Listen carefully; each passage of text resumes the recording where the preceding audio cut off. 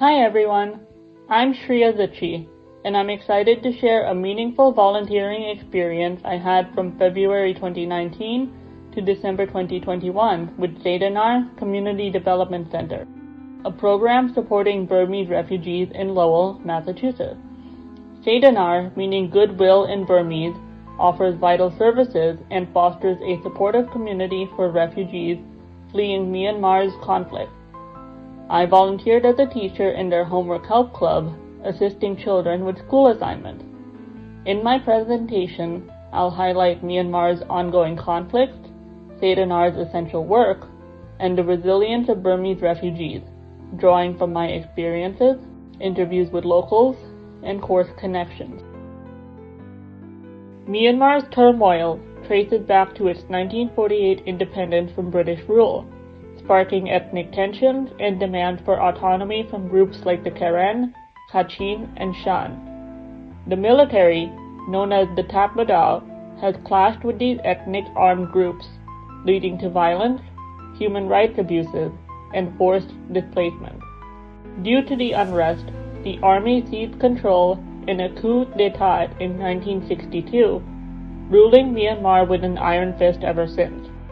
This authoritarian grip has fueled despair among people unable to find freedoms, compounded by economic hardships like poverty and lack of opportunity.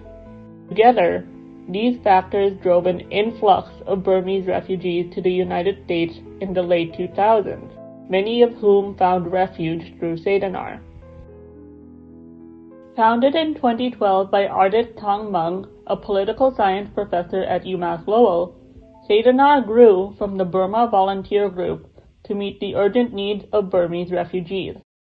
The program provides resources like language classes, job support, and the homework help club where I volunteered, while also preserving Burmese culture through folk dances and music, food, clothing, and annual cultural festivals in Lowell. Artists shared with me in an interview how SayDaNar aims to foster independence, helping families learn English, get driver's licenses, and secure jobs. Success stories include the parents mastering English to assist their kids with homework, while some also advanced to colleges in the United States. One family, now living in Las Vegas, thanked SayDaNar and artists for their support. Now merged into the ACE Center for New Americans, SayDaNar also aids Middle Eastern refugees with events like cultural festivals, continuing its legacy. The topic of my presentation ties directly to week 3 of our course on language and immigrant status. In Autobiography Immigrant Stories, Abdusalam Adams' journey as a Somali immigrant living in Minnesota mirrors the Burmese experience in Lowell, Massachusetts. Both groups faced language barriers and cultural adaptation, but found education key to empowerment. Another source, by Nicole Shorchit, 2017, highlights obstacles like overcrowded schools and limited resources for refugee children, which are also challenges that Burmese families in Lowell faced. Inclusive programs like SayDaNar are vital for overcoming these barriers.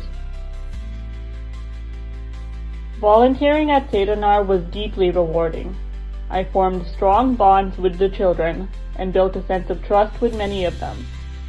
I kept volunteering beyond my initial commitment for service learning, drawn by those connections. I volunteered on Tuesdays and Thursdays with SayDaNar from 4 o'clock to 5:30 p.m.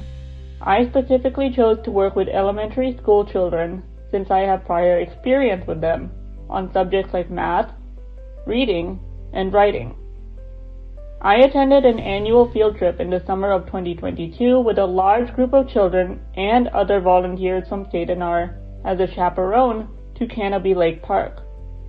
I also attended a family fun fest in the Lowell area that occurred later that year.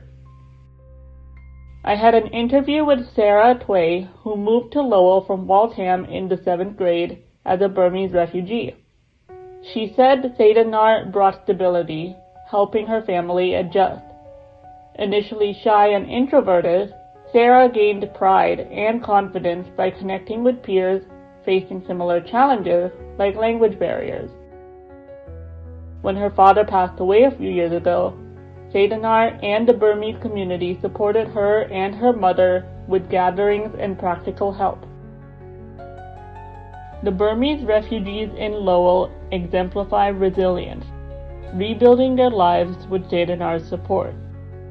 My time there taught me the power of community and education in fostering hope. Programs like SayDaNar bridge cultural divides, empowering refugees to thrive in a new home. Thank you so much for watching my presentation. I hope this inspires a greater understanding of the journey of Burmese refugees and refugees in general.